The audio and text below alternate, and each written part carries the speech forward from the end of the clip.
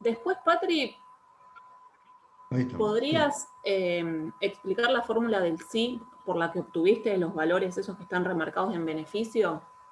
Ah, sí, espera. A ver, si el resto ya lo sabe hacer, cualquier cosa después me lo decís para no perder tiempo en la clase. No, dale, sí. Espera porque me costó también. Espera que. Ay, ahora le saqué el. Espera, ahí vamos. Ay, no. Inicio. Espera un poquito. ¿Qué hice? Hice lío.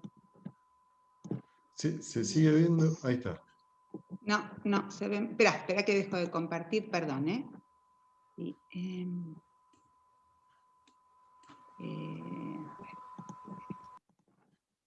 Amílcar, yo por lo que recuerdo, ese máximo no se obtiene con la derivada primera. Sí. Ahora ni cómo calcularlo, ¿no? Pero... Sí, tiene que ver, sí. En este caso, lo que tiene... Hay que quedar pendiente cero para eso, Javi. Claro. Te tienes que dar la tecla pendiente cero. Hay que derivarlo y igualarlo a cero, ¿no? Es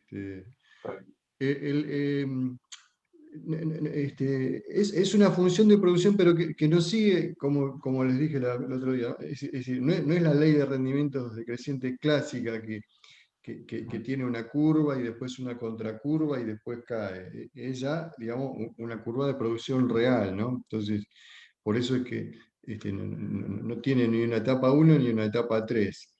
Por eso es que tampoco se va a encontrar ahí un mínimo costo o óptimo técnico, es porque ya parte, ¿no? Se parte de los 140 kilos esos. Y a partir de ahí se va haciendo el engorde. Entonces, claro, el máximo beneficio es eso, es cuando llega al máximo y después empieza a bajar, entonces sí, la derivada primera igualada a cero te queda el máximo. Dale, Patri, si querés explicar. Sí, es que estoy pensando, porque tiene que ver con formato condicional, sí, André, lo estuve pensando, y viste cuando después decís, a ver, espera, déjame pensar, es de formato condicional, regla para resaltar reglas, y después ahí, te la debo, espera, dentro de los... No, era el primero. No, aplicar el formato cuando dice acá, cuyo rango sea superior... No, a ver, espera. No sé, si no, después lo pruebo, pero ya por lo menos sé dónde Sí, ir a André, buscarlo. Lo tenés que buscar acá. Yo te digo, estuve 10 minutitos para buscarlo, pero porque yo quería el valor mayor, entonces tenés que poner... Más regla. Los valores superiores, sí. Sí, ahí está. Y en vez de 10 superiores, le pongo un superior, solo. Hola. Ahí está. Un superior, y entonces ahí, André, te queda esto. Y si pongo... o los dos, para que te marque los dos, para saber dónde estaría exacto, André, exacto. Perfecto, Ahí. Gracias, Patri. Lo aprendí ayer, te digo. No, es que uno va probando a medida que va necesitando, entonces uno va encontrando lo que va necesitando, o sea, uno cuando necesita se pone las pilas, pero bueno, ayer estuve en otra conferencia hasta tarde y no lo pude hacer, así que me faltó la práctica. Yo me quedé un rato porque me gustó, me interesó para aplicarlo también, bueno, y después hice el otro, por tramos, pero bueno. Sí, que se tiene que llegar a la misma conclusión, digamos. No, por tramos no, Amílcar. Por tramos son 4, sí, no hice los primeros, pero por tramos, con los precios diferenciales, hay un pequeño cambio en los quilajes. Qué raro, debería dar la misma conclusión.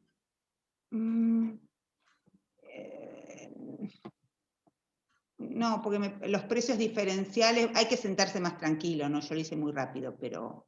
¿Pero pusiste el mismo precio para todos o precios diferentes? No, después lo cambié, lo hice por tramos. A precios diferenciales por categoría. Exacto, Ah, exacto. listo, está bien. Ahora sí, ahora Sí, entendí. sí, a precios diferenciales cambia todo. Y seguramente es más interesante, que no llegué a ver entre surcos y corrales para entrar con los precios del mercado de invernada, ¿no? Sí. Que ahí por ahí es más interesante todavía ver esa diferencia, que ese beneficio por ahí te conviene en kilos más bajos, ¿no? Sí, claro. Pero está buenísimo, me encantó Sí. práctico.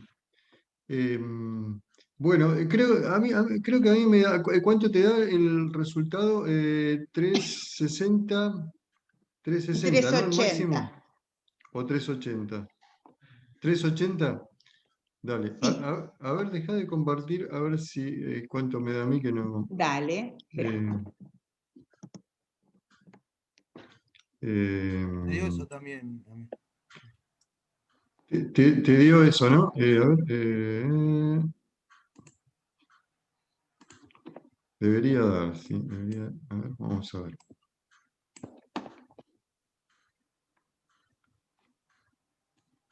Amarillito es 380, sí, efectivamente. Da 380.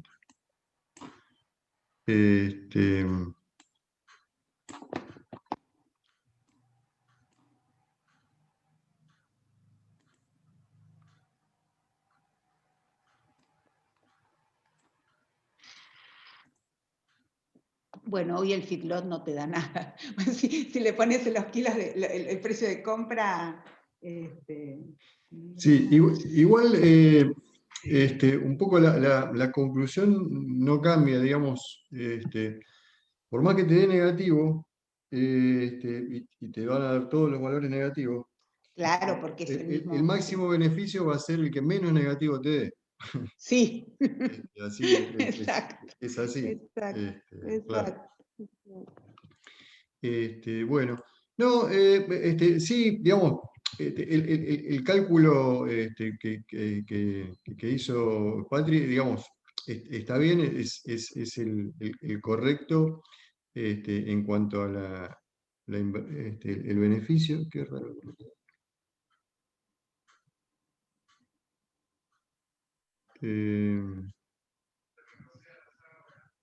Tengo que hacer el marginal. Bueno, yo fui haciendo también como el ingreso marginal, ¿no? Es decir, cuánto agrega cada etapa, cuánto se agrega a cada etapa. Es decir, en este caso, engordar hasta 160 kilos agrega 877 pesos por novillo.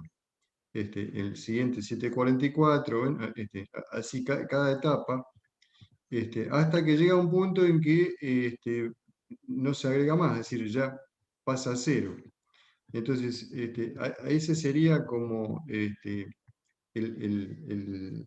punto en el cual hasta ahí conviene producir. ¿Se acuerdan que habíamos visto costos marginales, ingresos marginales y, y beneficios marginales? Entonces, justamente cuando el beneficio marginal se hace cero, ahí nos encontramos con el máximo.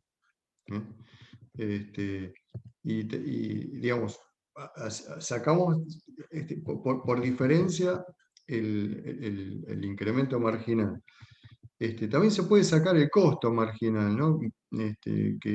Que el costo marginal era el diferencial de costo que se tenía de una escala a la siguiente, dividido la cantidad de kilos producidos. Entonces, bueno, vemos que acá el costo marginal es creciente conforme a lo que conocemos. Es decir, en la etapa 2 tiene que ser creciente el costo marginal. Por lo tanto, bueno, es creciente. Y también esta demostración que el precio del producto era 169, que habíamos puesto un precio constante de 169, entonces cuando el costo marginal se iguala al precio del producto, entonces allí se produce la condición de máximo beneficio, que como vemos se cumple, porque si yo me traslado hacia el costado, es para el peso de 380, que es el que había sacado ustedes también, y bueno, el que saqué yo acá es coincidente. Entonces, si obtenemos con la formulita de costo marginal, igualando al precio del producto, también se llega a la misma conclusión. Costo marginal, ingreso marginal. Esto es costo marginal por kilo, ¿no? Este es el costo marginal por kilo de novillo. Este es el precio por kilo de novillo, y entonces, por lo tanto, tenemos el beneficio marginal por kilo de novillo. Digamos, hasta ese kilaje, ¿no? Hasta ese kilo. Ahora, por ahí a mí lo que me interesaba más, si se quiere, es cuál es el beneficio por novillo, que bueno, que es el que había sacado también Patri acá, 29.600, y el beneficio incremental por novillo, que acá es, digamos, la última etapa en la que le agrega algo de valor, es esa, cuando pasa de 360 a 380. Ya si queremos pasar de 380 a 400, este valor es negativo.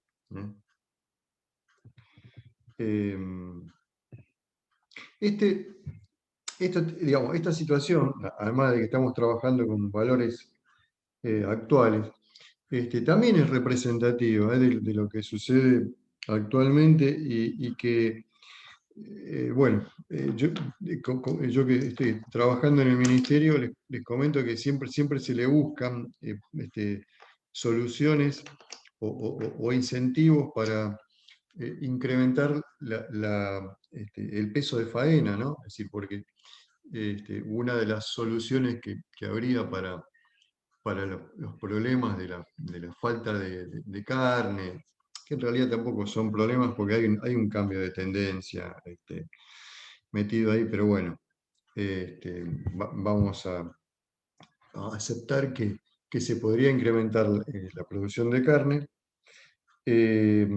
con las mismas cabezas si se faenaran a mayor peso por cabeza.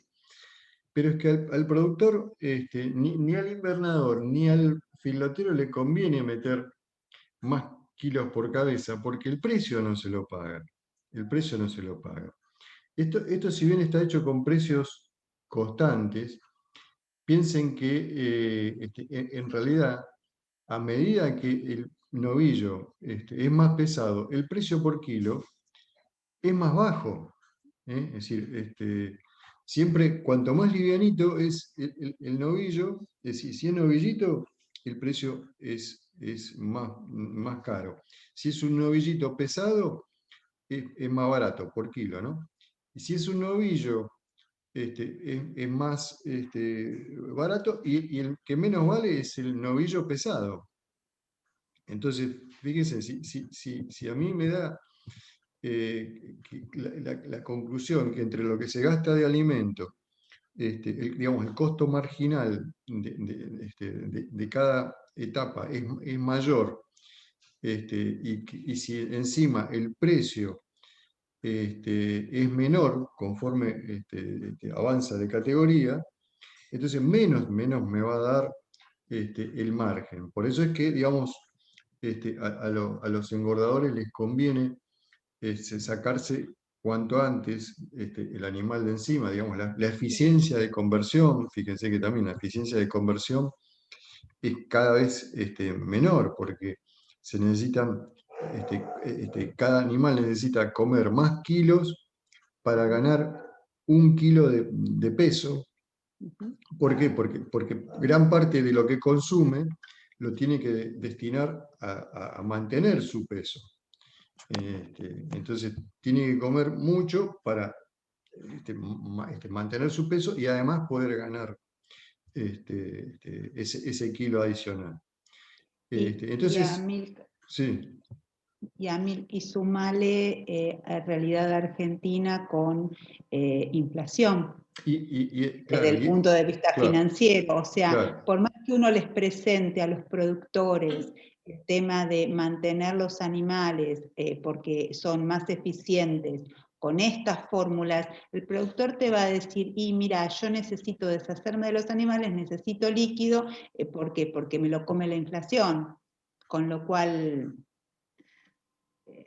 Sí, vos sabés que en realidad son dos cuestiones diferentes, ¿no? Porque es verdad, digamos, que si vos tenés un novillo y tenés que dejarlo 3 meses más engordando, vas a tener que bancarte 3 meses más sin ingresos, ¿no? Entonces ahí tenés un problema financiero. El problema financiero es correcto y es muchas veces es lo que se quejan los productores cuando vienen a golpear la puerta allá en el ministerio. Ahora, el problema de la inflación, en realidad es al revés. Digamos, yo lo veo al revés, porque digo, si vos lo tenés invertido en un novillo, el novillo no se te desvaloriza. Lo que se te desvaloriza es si vendés el novillo y te quedás con la plata. Se usa para comprar otra cosa. Bueno, por eso. Entonces, no, digo, si vos lo vendés y comprás enseguida, pero digo, tenés que vender y comprar enseguida, entonces vas a tener la plata, en definitiva, tenés la plata en animales. Ahora, si a vos te convendría darle unos kilos más, ¿para qué vas a apurarte en vender si al final vos vas a tener la plata en animales? Que es lo mismo, si tenés un novillo grande o un novillo chiquitito o un ternero, es lo mismo, si vos vendés y comprás justamente para que la inflación no te corroe el poder de compra. Entonces, si fuera negocio o un poquito más de negocio, ya sería un incentivo que hacer un engorde. Entonces, ahí no habría problema de inflación. Bueno, digo, salvo que el tipo tenga que vender para decir, bueno, de eso con lo que vendo le pago a los empleados, saco para mi retiro personal y con el remanente compro terneros. Bueno, porque si no, no lo puedo hacer. Entonces tiene un problema financiero. El problema financiero es real. Ahora, desde el punto de vista de lo que está afectando la inflación, no, porque encima la tasa de interés real es negativa. Si a vos te da, la inflación es 50% y el banco te da un 36%, quiere decir que te estás perdiendo un 14% de poder adquisitivo anual, ¿no? Anual. Entonces, no tenés un costo de oportunidad del dinero ahí. ¿Qué costo de oportunidad? Nada. Si lo pones en el banco, perdés. Entonces te conviene tenerlo en animales. Pero nada, igual ya les digo, es un tema que siempre surgen las discusiones ahí en la Subsecretaría de Ganadería y siempre se está buscando alternativas de cómo alentar el engorde del pesado y no se le encuentra la vuelta. Es decir, porque ni siquiera compensándole el IVA diferencial. Analizamos también el subsidio de parte del maíz. Nada, en realidad es como que no hay nada que mueva suficientemente la aguja como para que sea un incentivo a producir animales de más peso. La única sería eso, el tema del precio. Pero si el mercado no lo paga, no hay forma de alentarlo. Bueno, Acá, después si quieren se los paso, está además de calculado como hizo Patricia, el beneficio, que era un poco también lo que les pedía, digamos, calcular el producto medio, calculé el producto medio, el producto marginal, entonces acá está el producto marginal, que el producto marginal es el delta I sobre el delta X, que está acá, el precio del alimento, el precio del novillo, la relación entre el precio del alimento y el precio del novillo, y dijimos que también que cuando esa relación entre el precio del alimento y el precio del novillo se igualaba, que acá siempre 0,145, se igualaba con el producto marginal, ahí se produce la condición de máximo beneficio en la ley de rendimientos decrecientes. Y vemos que también coincidentemente, entonces se da para un peso de 3,80, ¿no?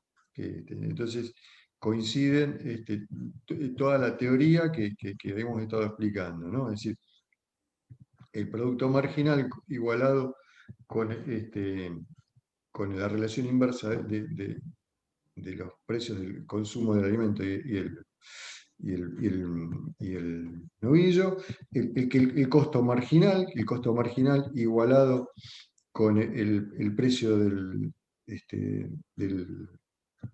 novillo y el máximo beneficio. Y también el beneficio incremental, ¿no? Acá está todo. Creo que acá no... Sí, no, Amílcar, si lo podés sí. pasar para los que no somos tan buenos con el Excel, pues así podemos mirar las fórmulas como lo Sí, fuiste. sí, se los Buenísimo, paso. gracias. Sí, se los paso, sí. Bueno, vamos a guardarlo por las dudas. Bueno, y a ver si vamos a cerrar un poco la clase con algo que habíamos empezado a ver ayer, con este tema de el excedente del consumidor y el excedente del productor.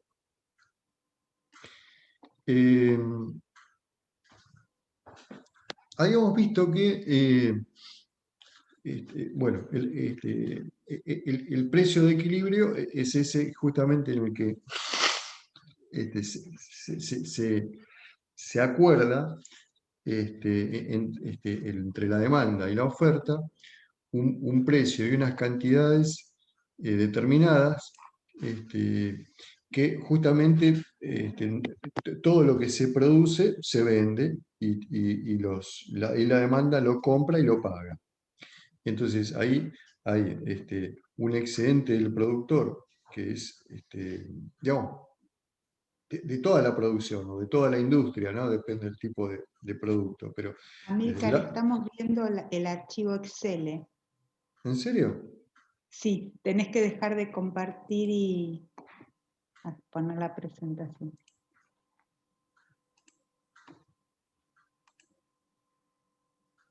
Ahora sí, ¿no? Sí. Bueno, bueno. Entonces les decía, en esa igualación entre el punto de equilibrio se encuentra donde confluyen la oferta y la demanda en la cantidad Q y al precio óptimo para la demanda y para la oferta. Hacia la derecha, esto es inexistente porque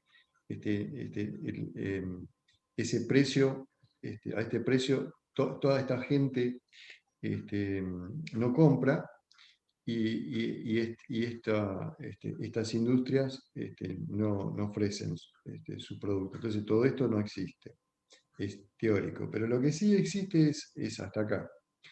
Entonces, el valor de la producción está dado por multiplicar las cantidades producidas de ese producto en toda la región, en todo el país, lo que se esté analizando, por el precio. Entonces, esa es la superficie que muestra los ingresos.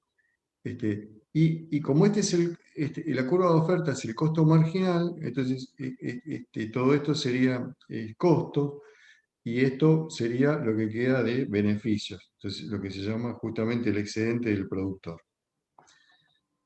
Por el lado del consumidor, esto también les recuerdo lo que vimos ayer, es decir, pasa algo parecido, digamos, el consumidor, todo esto no existe, lo que existe es esto, y a este precio, esto sería lo que es el excedente del consumidor, que es digamos, en lo que se beneficia el consumidor como tal, ¿no? Así como el productor tiene un beneficio económico por producir, el consumidor tiene ese beneficio, ese conjunto de beneficios, es decir, la sumatoria de los consumos de toda la población, de toda la demanda de ese producto, genera ese excedente del consumidor, ¿no? Que es un poco lo que veíamos de alguna forma representado en estos tres consumidores que, bueno, si este tipo está dispuesto a pagar 10 en el mercado por ese producto, pero paga 5, bueno, gana 5, ¿no? Y así se hace la sumatoria de todos esos constituye el excedente del consumidor. Bueno, este es el mercado de equilibrio. Entonces, los productores y consumidores están, digamos, operando en el largo plazo con una situación en que se encuentran conforme los dos. Ahora, ¿qué pasa cuando a este equilibrio, que hay un excedente del consumidor, un excedente del productor, y a ese precio de equilibrio, hay como veíamos, un precio máximo, y se dice, bueno, este es el precio máximo. El precio máximo, entonces, está por debajo del precio que tenía originalmente en equilibrio. Entonces, hay una parte, digamos, todo este triángulo, vuelvo un poquito para atrás. Todo esto, el triángulo era el excedente del productor. Ahora, con ese precio, este nuevo precio máximo, el productor está, insisto, esto es en condiciones a largo plazo, una vez que se estabiliza nuevamente la oferta, la demanda, ese largo plazo a veces lleva meses y años, puede llevar, ¿no?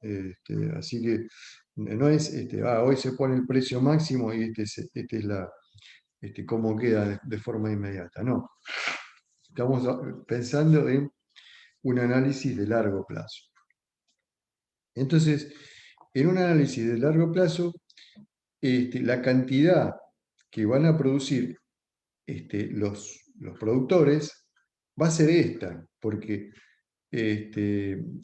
digamos, todos estos productores que quedan a la derecha necesitan mayores precios para que les sea conveniente producir. Es decir, a ese precio M, a ese precio máximo, no les es conveniente producir. Entonces, ¿qué hacen? Bueno, o bien producen menores cantidades, como vimos, o directamente salen del mercado. Normalmente siempre hay un efecto de escala, acuérdense, hay un efecto de escala, con lo cual normalmente cuando hay un precio máximo, los que pierden son los chicos. Los que salen del mercado generalmente son los productores chicos, a esos son a los que se perjudican.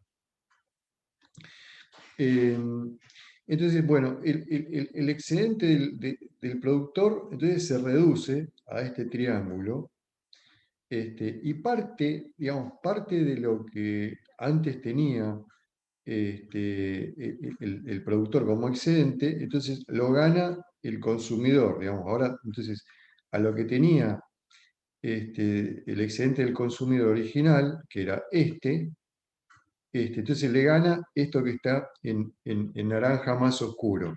Esto, digamos, se lo gana al productor. Ahora, el productor produce una cantidad menor, una cantidad Q, con lo cual el consumidor pierde una parte de su excedente, que es este triángulo que está acá, y este triángulo que está acá no lo gana porque el productor no produce una cantidad Q0. Entonces, esto lo pierde, esto no lo gana, y este triángulo blanco que está acá, también lo pierde el productor. Es decir, el productor pierde esto que está acá y pierde este triángulo blanco que está acá. Entonces, si consideramos el excedente, el excedente del consumidor, lo que gana el consumidor es A, es esta superficie A, y lo que pierde es este triángulo B. Entonces, la variación del consumidor va a estar dado por A menos B. Lo que pierde el productor es todo A y todo C. Pierde todo esto. Entonces, si se quiere hacer un análisis de la variación total del mercado, sumando las variaciones del consumidor y las variaciones del productor, es la variación del consumidor A menos B, se le suma la variación del productor, que es menos A menos C.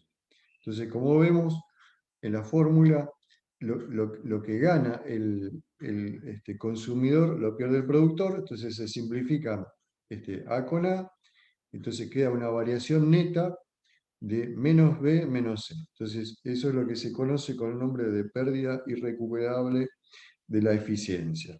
Entonces, ahí están los problemas de los precios máximos a largo plazo. Es decir, hay una pérdida importante para los productores. Los que más pierden son los chicos porque salen del mercado, muchos de ellos se funden. Hay una pérdida irrecuperable de la eficiencia, y no solo para el productor, sino también para el conjunto de la demanda. Esa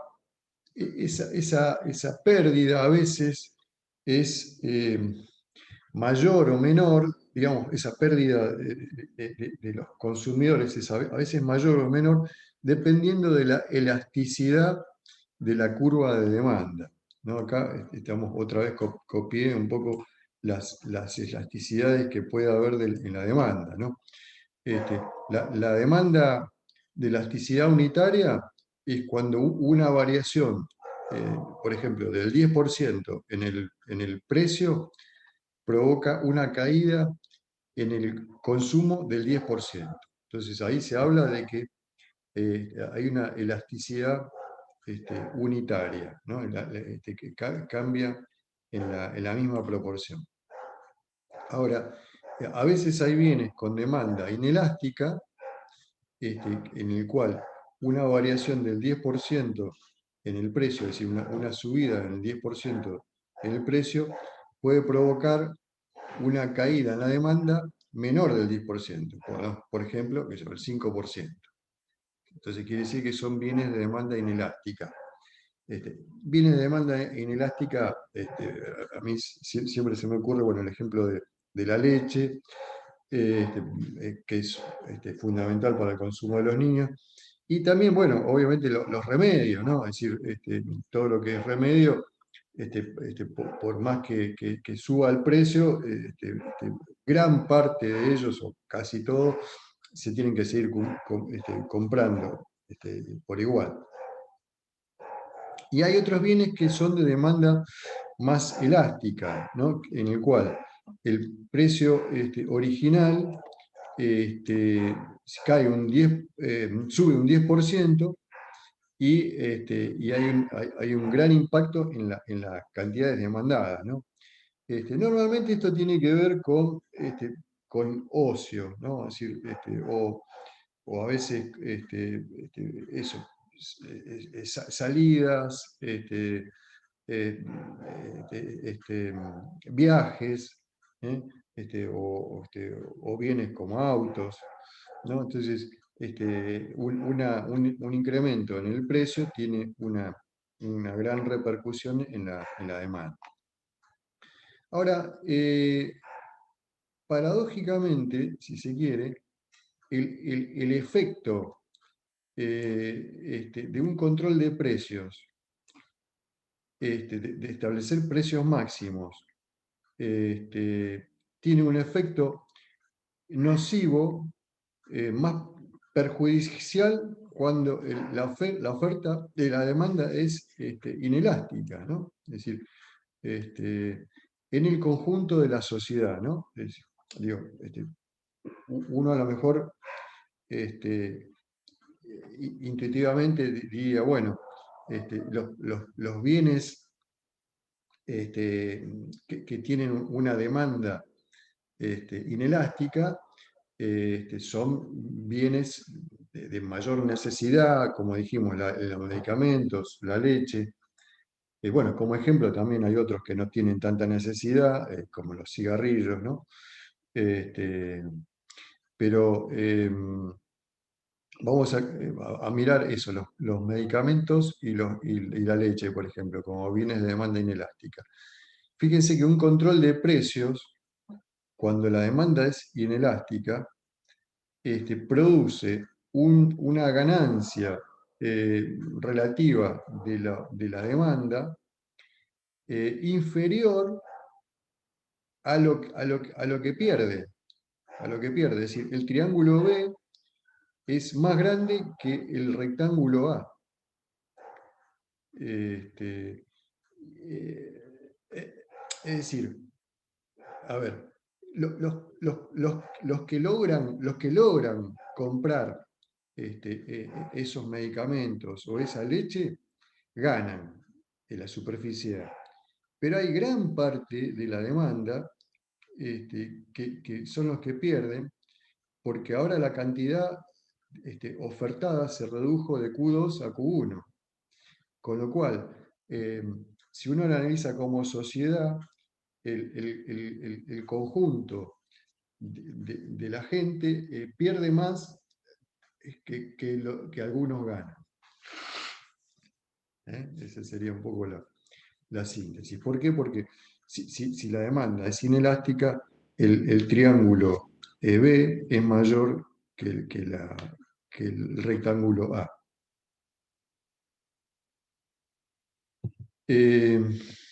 Bueno, esta es una situación diferente, es precios mínimos, ¿no? Establecer unos precios mínimos para que a veces se ha utilizado, ¿no? En Argentina también, y en otras partes del mundo como para fomentar la producción de algunos bienes, incluso de algunos bienes agrícolas, ¿no? Como les decía, es decir, cuando existía la Junta, la Junta de Granos, la Junta de Carnes, a veces era para establecer unos precios mínimos para que los productores, por ejemplo, supieran eh, que tienen que producir porque por lo menos se le iba a pagar ese precio. Entonces, ahí el efecto es contrario, digamos, porque justamente este precio mínimo por arriba del precio de equilibrio incentiva a los productores a producir una cantidad mayor, por ejemplo, esta Q2, que es mayor que la cantidad del precio de equilibrio, que es Q0. Pero justamente a este precio mínimo, la demanda, en realidad, está dispuesta a comprar Q3. Entonces, acá va a haber un excedente, una sobreoferta, porque los productores a este precio les gusta, digamos, entonces ofrecen Q2. Pero la demanda no le gusta tanto, entonces compra Q3. Entonces, se produce acá un excedente de oferta que no la va a absorber el mercado. Y además del excedente de oferta, bueno, como dijimos, también se produce la pérdida de ineficiencia, la pérdida de eficiencia porque también se pierden los triángulos B y C, ¿no? Y los productores ganan este diferencial a su favor. Pero tampoco ganan todos, ¿no? Porque ganan los que logran colocar su producción Q3. Todos estos que producen un excedente, en realidad pierden porque esto, digamos, o no lo venden, o si es el Estado el que se lo compra, entonces es el Estado el que tiene que hacerse cargo de este costo. Es decir, y el costo va a ser una cantidad que tiene que subsidiar igual a Q2 menos Q3, multiplicado por este diferencial de precio, ¿no? Que va desde este precio a este precio. Entonces, tampoco es una solución justamente para situaciones en las cuales se quiere, de alguna forma, alentar a los productores, ayudar a los productores. Bueno, en ese mismo sentido, acá hay algo también bastante controvertido, que es el tema de fijar precios mínimos para el salario, ¿no? Es un tema siempre complicado, porque, bueno, parecería que también tendría que, la lógica tendría que ser, bueno, que está bien que haya precios mínimos para el salario. Y sin embargo, vemos que, digamos, desde el punto de vista de un equilibrio a largo plazo, para el salario, para el trabajo, también sucede el mismo efecto que veíamos con el querer establecer precios mínimos para los productos, ¿no? Es decir, hay alguien que gana con ese establecimiento de precios mínimos, con un salario mínimo, que son los empleados que tienen trabajo, que conservan su trabajo en el largo plazo y que van a tener una ganancia por su trabajo de A.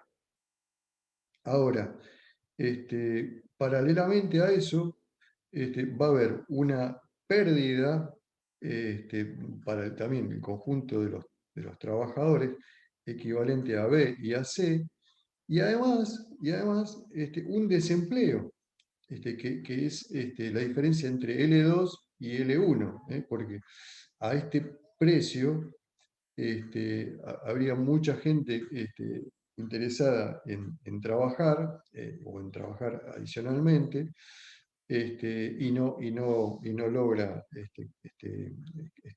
conseguir empleo. ¿Por qué? Porque la oferta está dispuesta a contratar este número de trabajadores L1, que es menor que el número de trabajadores original y que se pactaba. Entonces, la situación original se puede decir que, bueno, era a un precio menor. sí, digamos, el salario era menor. Ahora, el número de trabajadores que trabajaba a un precio menor era mayor.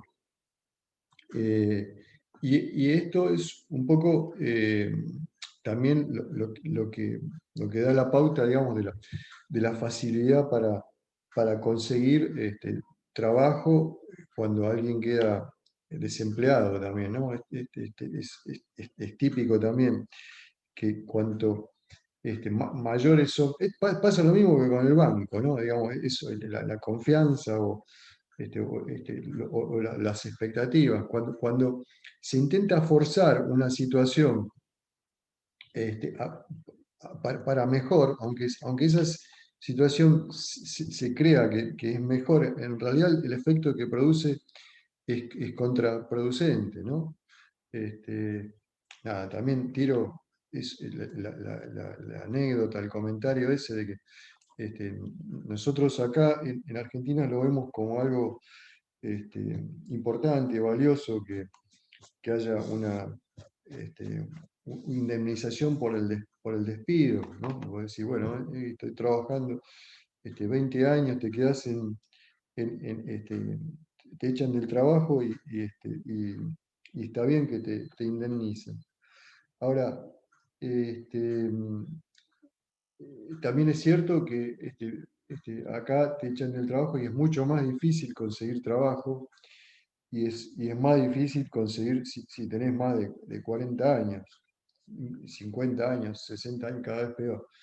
Digo, y hay países justamente como Estados Unidos que no hay indemnización y sin embargo, bueno, es mucho más fácil conseguir empleo enseguida, ¿no? Digamos, por eso que quizás no sea tan importante la indemnización, porque saben que, bueno, lo echan de un trabajo y a la semana consigue empleo. Pero tenés ¿No? seguro de desempleo, Amílcar, ¿eh?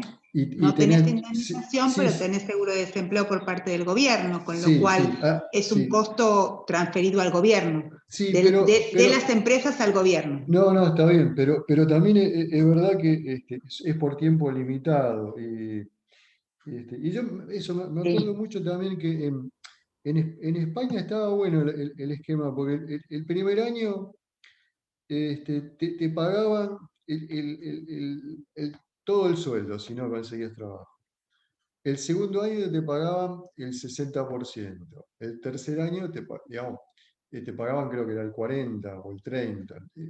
Digamos, y como que vos también tenés em, el apoyo del Estado para, este, por si no conseguís trabajo de manera inmediata, pero también como que nada, tenés que ponerte las pilas y buscar y tratar de conseguir trabajo en el largo plazo, ¿no? Hablando de eso, siempre de equilibrios a largo plazo. Una acotación. Sí, La duración del desempleo es en función del tiempo trabajado. Entonces, si vos trabajaste medio año, creo que es medio año lo que te dan y es el mínimo. sí, En función de y después te obligan a hacer cursos de capacitación. claro, Es claro, decir, viendo que vos va pasando el tiempo y no conseguís trabajo, claro. te ofrecen cursos y después te ponen como en unas clasificaciones y cuando hay determinados trabajos primero llaman a los que en ese periodo estuvieron haciendo algo para cambiar su situación. O sea, Claro, igual no es que te regalan la plata así, sino como que te van controlando y te van como claro. empujando a que te perfecciones para volver a conseguir trabajo. Sí, sí, sí, que es importante y que, bueno, ya vimos lo importante que es justamente, ¿no? El conocimiento y la capacitación para incrementar la eficiencia. Pero bueno, nada, ojo, es un tema controvertido, siempre discutible, nada, así que se presta siempre para el debate. Vamos a... antes de pasar acá, vamos a ver esto también. O si no, esto lo dejamos para después. y les quería mostrar esto. Acá nuevamente el trabajo, pero visto desde el lado de la empresa, como que, a ver, la empresa puede asignar un precio al trabajo en función de la, de la cantidad de unidades producidas por esa empresa, y que esa cantidad de unidades producidas va a depender justamente de su curva de producción y de sus costos de producción a largo plazo. Entonces, para la empresa en sí, podría decirse que la oferta de trabajo es una constante, digamos, como está dibujada acá, porque, bueno, en realidad puede contratar todo el personal que desea, ¿no? Es decir, si quiere uno, contrata uno. Si quiere 10, contrata 10. Si quiere 1000, contrata 1000. Digamos, es como que no hay una curva de oferta en el mercado como es la curva agregada que les mostraba yo, ¿no? Es decir, una cosa es la curva de oferta en el mercado, donde está toda la población que trabaja, y otra es la mirada desde el punto de vista de la empresa, ¿no? Para la empresa es como que la curva de oferta de trabajadores es inelástica, perdón, totalmente elástica. Si quiere muchos, contrata muchos; quiere pocos, contrata pocos. Y ahí entonces también es como, a veces, como se fija el precio en el mercado del trabajo, ¿no? Es decir, a veces cuando el precio del trabajo es alto, la cantidad contratada es menor; cuando el precio es bajo, la cantidad contratada es mayor, ¿no? Que un poco, bueno, también tiene que ver con esto que analizamos antes, que va a depender de la relación del costo del trabajo, el costo laboral y el costo de la máquina, ¿no? Porque si el costo laboral es relativamente alto, entonces a lo mejor a mí me conviene comprar una máquina, que está bien, la inversión es mayor, pero yo con esa inversión a largo plazo produzco más bienes y de una manera más eficiente que con trabajadores, ¿no? Entonces, bueno, ahí siempre tiene que estar, también un juego entre, a ver, ¿cuál es la forma en que me conviene producir? ¿Con mucho trabajo y poco capital? ¿O si el trabajo está caro, me va a convenir con más capital y un poco menos de trabajo? Y bueno, y lo que quería mostrarles es esto, que es el precio de la tierra. El precio de la tierra, que bueno, que es algo que justamente nos toca siempre de cerca, y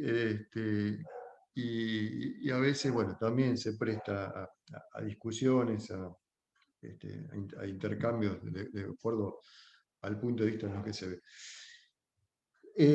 La oferta de la tierra es inelástica, se considera que es inelástica, y perfectamente inelástica en este caso. ¿Por qué? Porque hay una cantidad determinada de tierra, finita, y entonces no puede haber más tierra. Entonces es la que hay, es esa. Entonces, ¿cuál es el precio de la tierra? ¿O cómo se determina, o cómo se fija en el mercado el precio de la tierra? Bueno, va a estar en función de la demanda de tierras.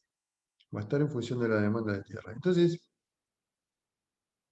acá, en este caso, la demanda de tierras es de 1, en este caso es inferior a la demanda de tierras de 2. Entonces, si la demanda de tierras es de 1, el precio de la tierra va a ser ese 1.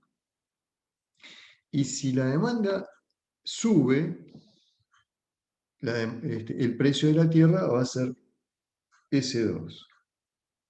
Siempre, insisto, son miradas a largo plazo, ¿no? No hay que mirar, no, el mes pasado estaba más cara y hoy subió, no.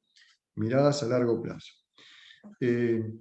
Ahora, ese corrimiento de la demanda obedece,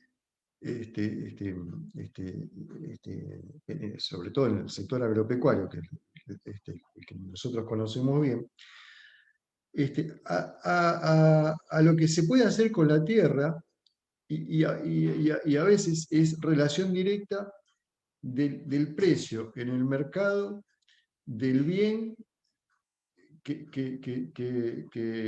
se produce en ese tipo de tierra, ¿no? Obviamente hay muchas clases de tierra, mucha aptitud, pero para ponerle un ejemplo, ¿no? Si en el mercado hay un incremento en el precio de la soja, ese precio de la soja va a repercutir en que haya más productores intentando o planificando sembrar soja para las próximas campañas. Eso hace que haya un aumento en la demanda de tierras de soja. Ese aumento en la demanda de tierras de soja, como la oferta de tierra de soja es inelástica, hace que se produzca un incremento en el precio de la soja, en el precio de la tierra con capacidad o con aptitud para sembrar soja. Entonces, y al revés, ¿no? Y al revés, si baja el precio de la soja o baja el precio del maíz, o como a veces pasa, ¿no? Que el negocio ganadero no es importante o da negativo, como estábamos hablando, entonces pasa al revés. Entonces, el precio que estaba en ese 2 pasa a ese 1 y ahí se queda. Amílcar, Sí. hace 20 años que sigo la tendencia del precio de la tierra en las 4 zonas, ¿no? Y la tendencia en los 20 años es alcista. Y tracciona, vos sabés que la tierra agrícola de la zona núcleo tracciona a las demás, o sea, que donde es fuerte el impacto de la tierra agrícola respecto de las otras. Si bien obviamente la ganadera, Cuenca del Salado, tiene una pendiente un poquitito más pequeña, la atracción del commodity o de la tierra de la zona núcleo la lleva hacia siempre a las pendientes en alza, en 20 años, si lo vas cortando en 10, levemente en alza, y en los últimos 5 años la tendencia es chata, o en baja. En los últimos 5 la tendencia está un poquitito en baja. Viste, por eso, claro. Viste que en los últimos años la tierra se paró como nunca, sí, tal cual. O casi en baja, como decís vos. Una pequeña tendencia a la baja, que se nota más en la agrícola. Sí. No, tal cual, que obedece justamente a eso, ¿no? Lo que estábamos hablando, las expectativas, los negocios agrícolas no son, o no estaban siendo por lo menos tan tentadores, la invernada con pérdidas, la cría ha andado relativamente bien comparado con la invernada, ¿no? Y con las otras, pero digamos, la cría no es de las actividades más rentables, justamente, así que tampoco te eleva mucho el precio de la tierra. Pero es tal cual, ¿no? Ahí se explica bien por el gráfico porque justamente la oferta es inelástica, entonces cualquier cambio en las expectativas de la demanda te sube el precio o te lo baja. Sí. Exacto. Sí, tal cual. Bueno.